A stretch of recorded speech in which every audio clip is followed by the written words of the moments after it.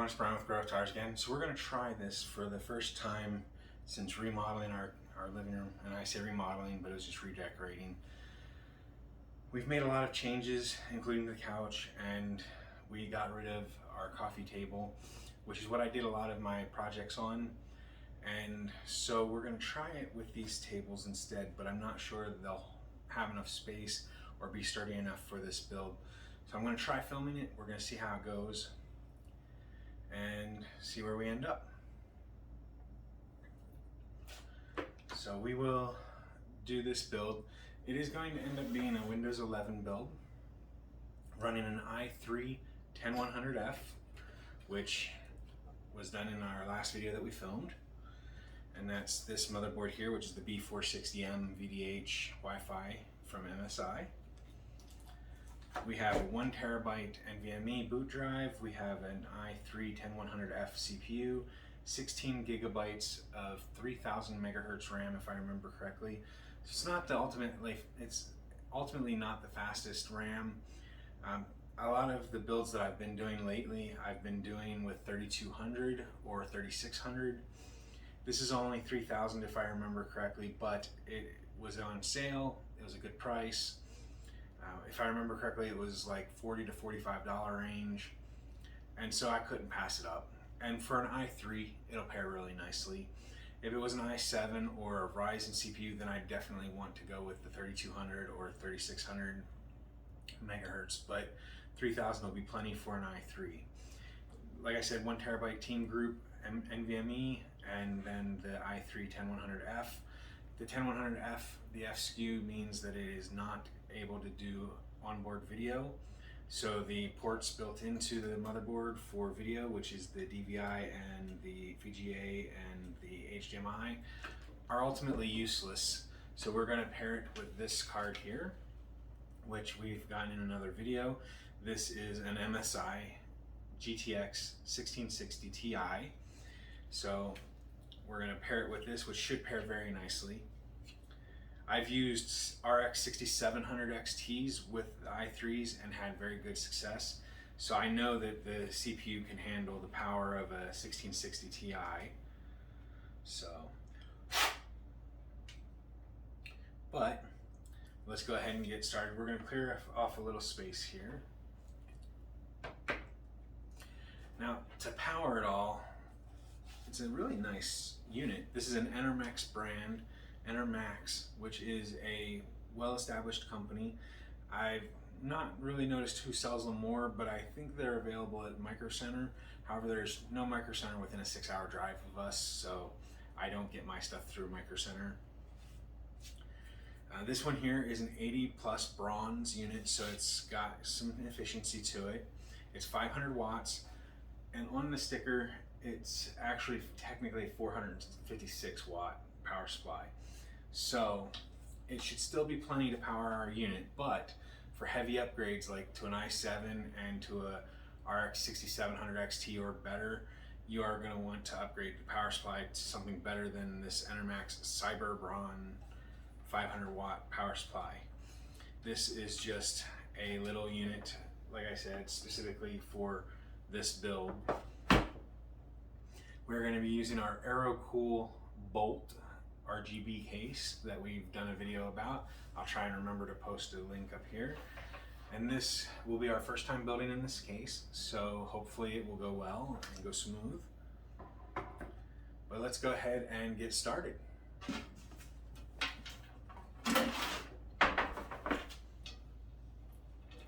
First thing we're going to do is we're going to prep the case a little bit. So we're going to take off both panels, both side panels. So there are 4 screws to the front panel, or sorry, to the side panel for the glass. And we're going to go ahead and set that here.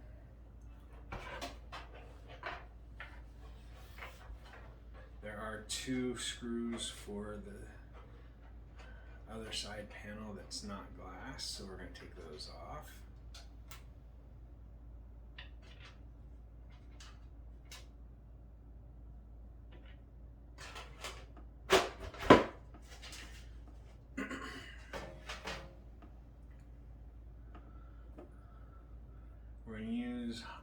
pliers.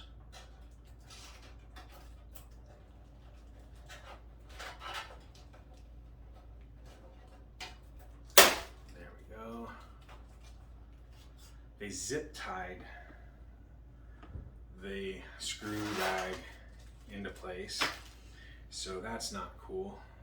It's an extra hassle that we didn't need.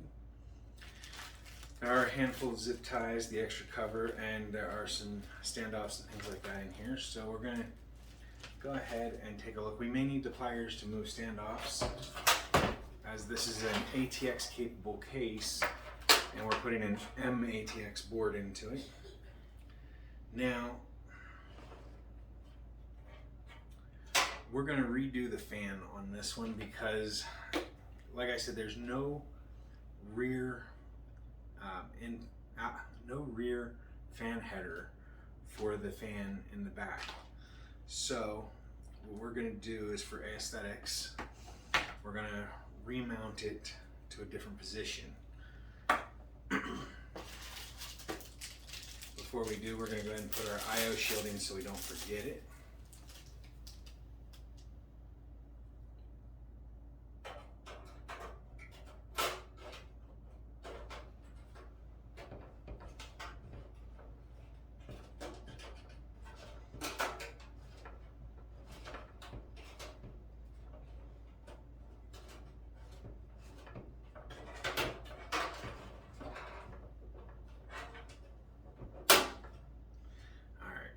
That way we don't forget it later on in the process.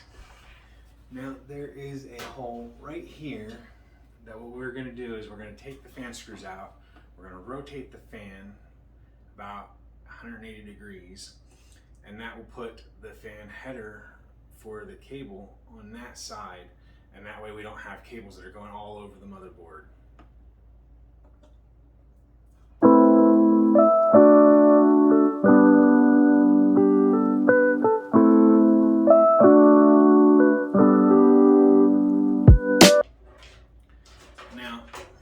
For most motherboards, this is in the correct spot. It would be the least amount of cabling. However, we're going to run it, I think, this way. And this should hopefully allow us to get around the motherboard. I think what we'll do though first is put the motherboard in, and then we'll put the fan back in. And that way we can position the wire the best we can.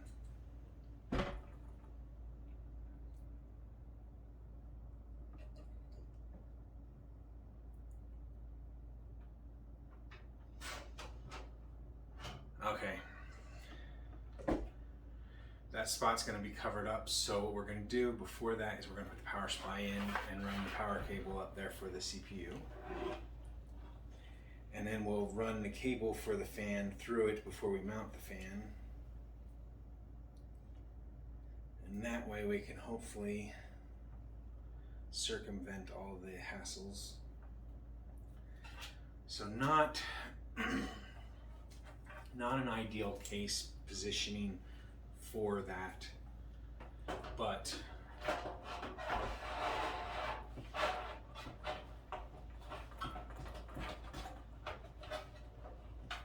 it is a budget case, so we really can't expect a whole lot out of it.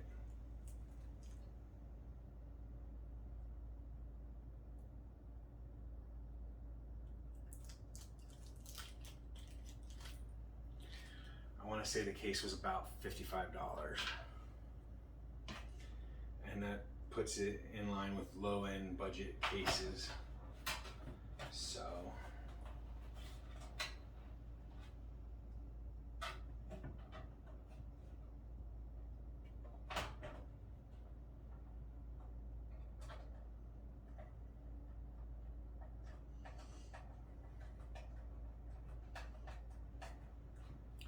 in fact, the only one that used to be cheaper that on a regular basis was the Q or QL 300,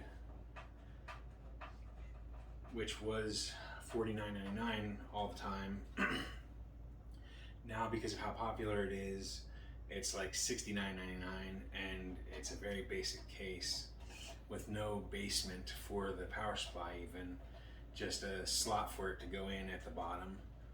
All the cables are visible, so not ideal for a nice build, but again, for a budget build, $50 was a good price for it. $69.99 is outrageous for it, because for that you can get a nicer Pevia, or even in some cases a NZXT case for that price, and that would be a much better deal.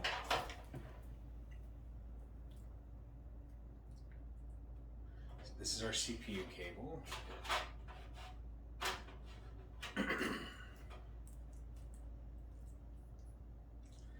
So this is a cable we're not going to use.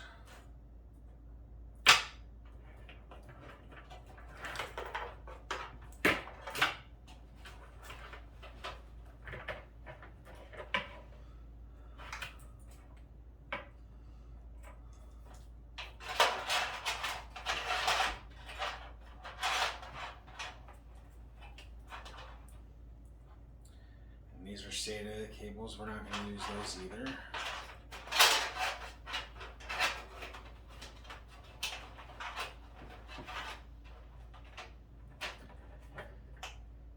Now, we are going to use our PCI, so we're going to put that in here. We are going to use power for the motherboard.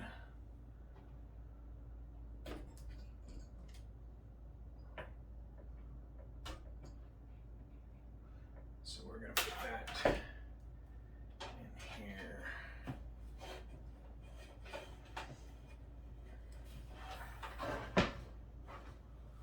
All right.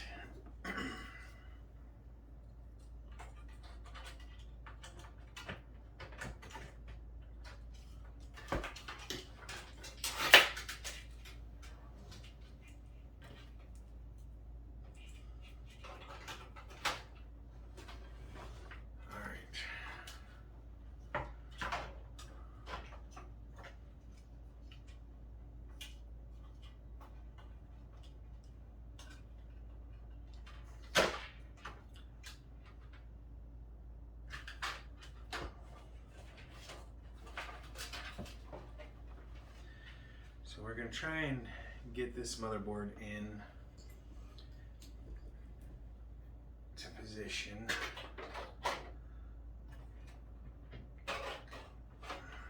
We're going to put the power to the CPU in first. There we go. Now with those cables in place, we can now put the motherboard in. And I would show you as I'm doing it, however, the positioning is not optimal for this to be in a vertical position, so I do need it to be horizontal.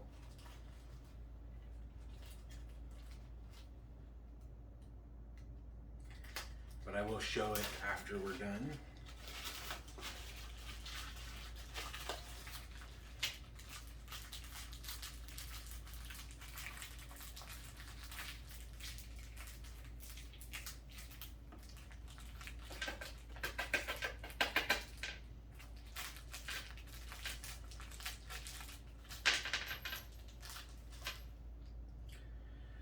Now, I'm going to use this really long screwdriver to try and put this into place. It's got a magnetic tip.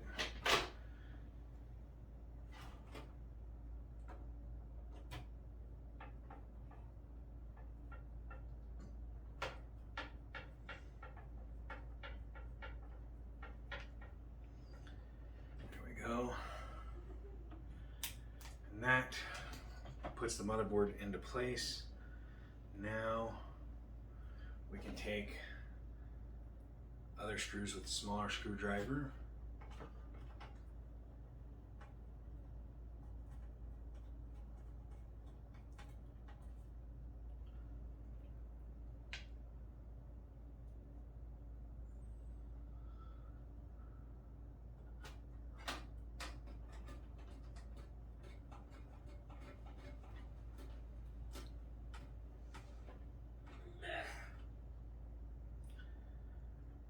Let's see if my hands can get this last screw with this screwdriver.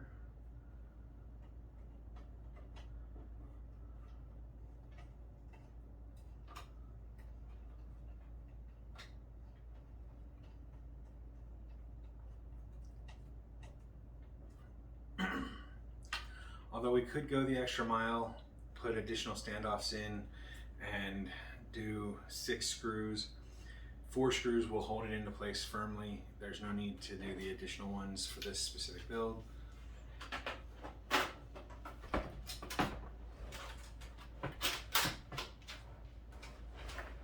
going to go ahead and put this fan back into place.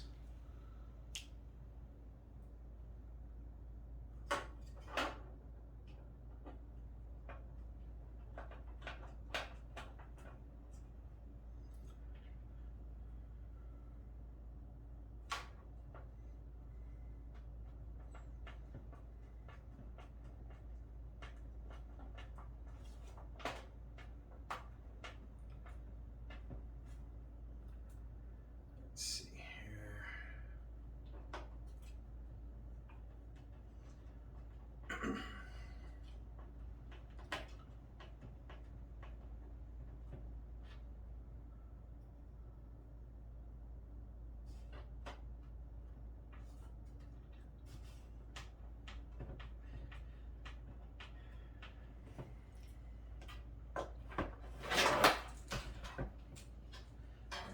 This around, like I said, to the front.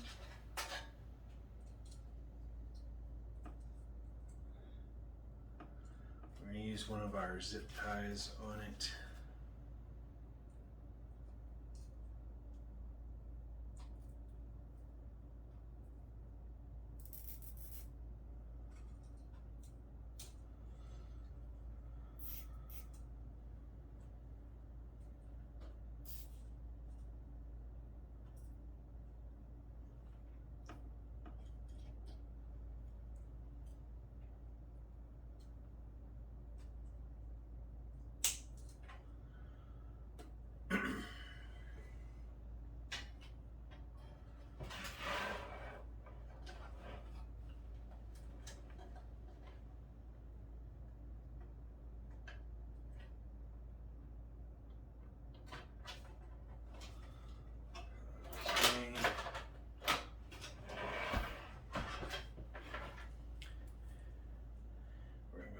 The CPU or the motherboard power up.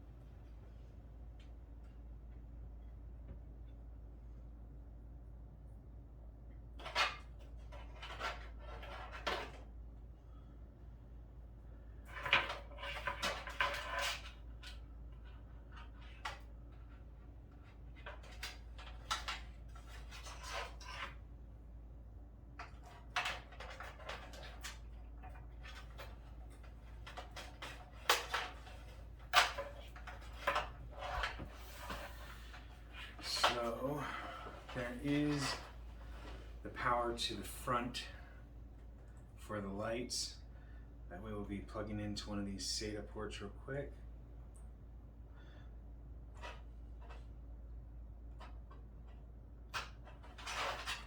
And stash that in there.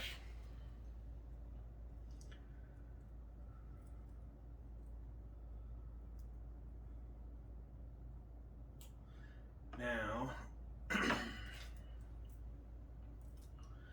that we'll put in last, I think. Let's see. We'll do audio.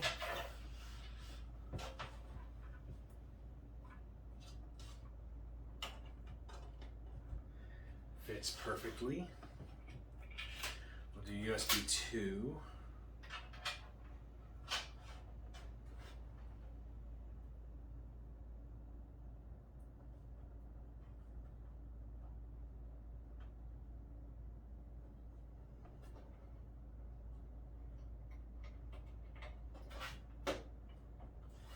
Fits perfectly.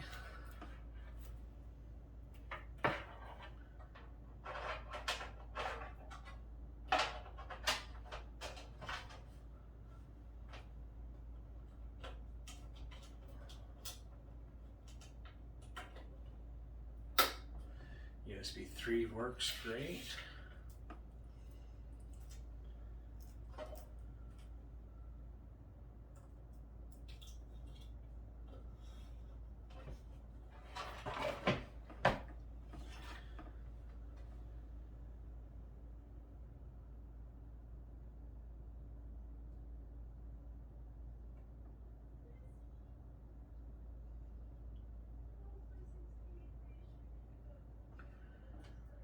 Okay, so here's where we run into a problem.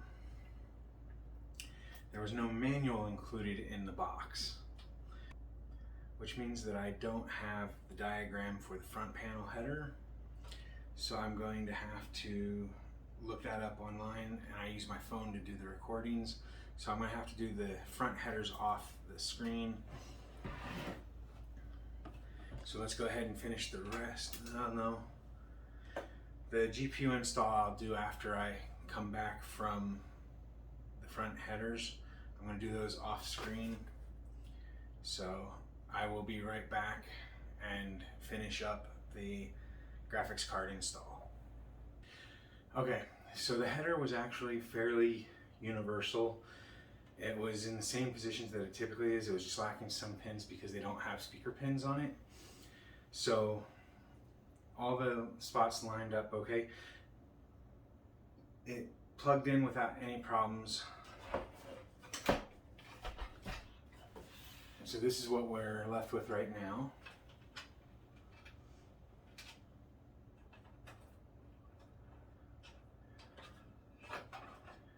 And the next step is going to be our graphics card.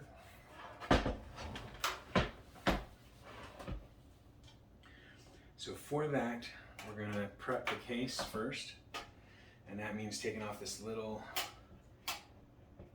cover.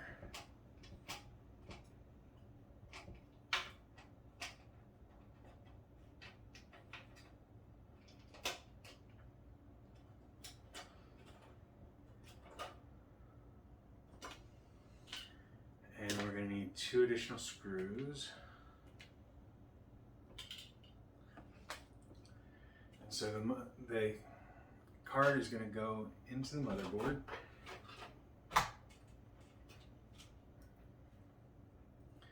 We're then going to put the cover on with the 1 screw that holds the cover in place. And although technically for anything that's not going to be shifted around terribly hard, it should be plenty.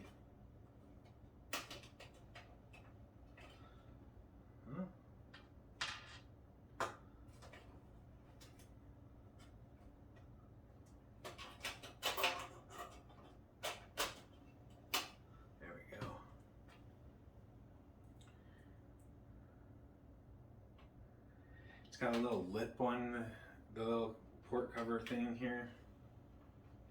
Oh, I see where I messed up. Forgot to take out one of the blanks. So we're gonna set this down. We're gonna take out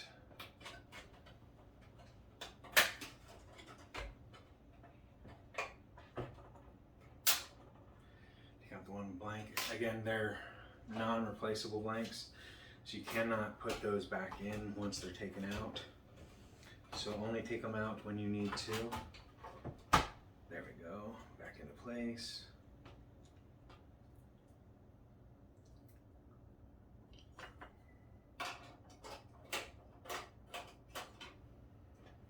And now it goes back into place a lot easier and a lot smoother.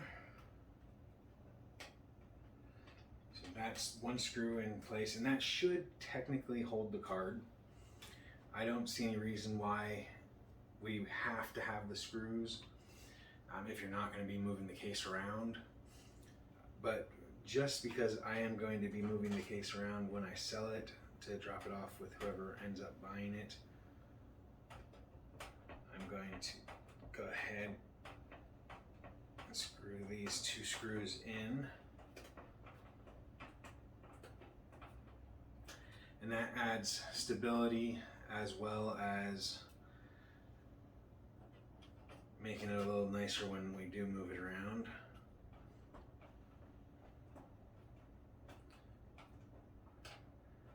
So now there's no fear of it coming out of place or bending or snapping that area.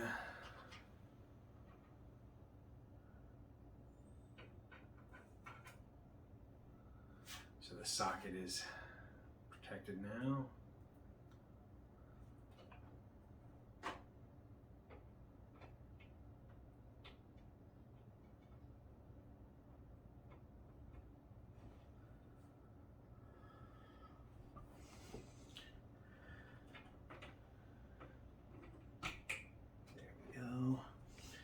We're going to use another zip tie on this power cable.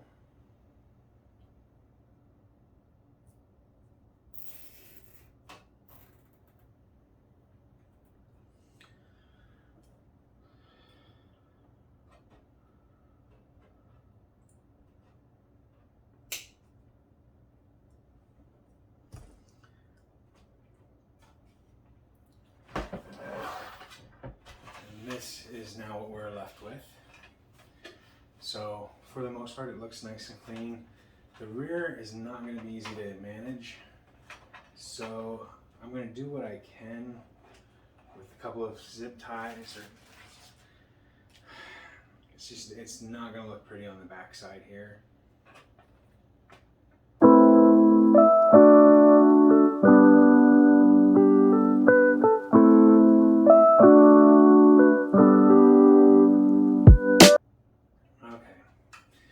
So the back is not the prettiest, but with the limited management tie-offs and everything, that's probably the best that I'm going to be able to do myself.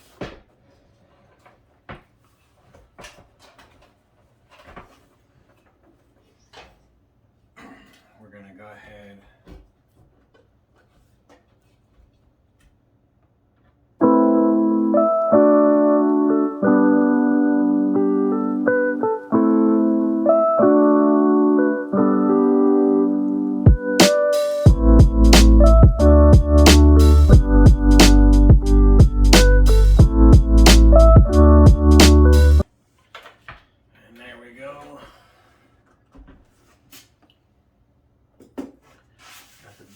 Case on, got the other side panel on, and that is our build for today. The cable management options are very limited and not the best. Aside from that, it was a fairly easy case to build in. The B460M VDH Wi-Fi motherboard was fairly easy to build with even without a manual, and overall it was a fairly simple build. So I hope that you enjoyed the video. If you did, make sure you hit the like button down below. If you haven't already, hit the subscribe button that should be in this general area here, and that way you can keep up to date on our new videos and our community section. And as always, if you have any questions about myself, the channel, or the video, or the products in the video, make sure you leave those down below in the comments section or on Twitter at TowersGrey. So thank you for watching, everyone. I hope you have a wonderful day. Bye for now.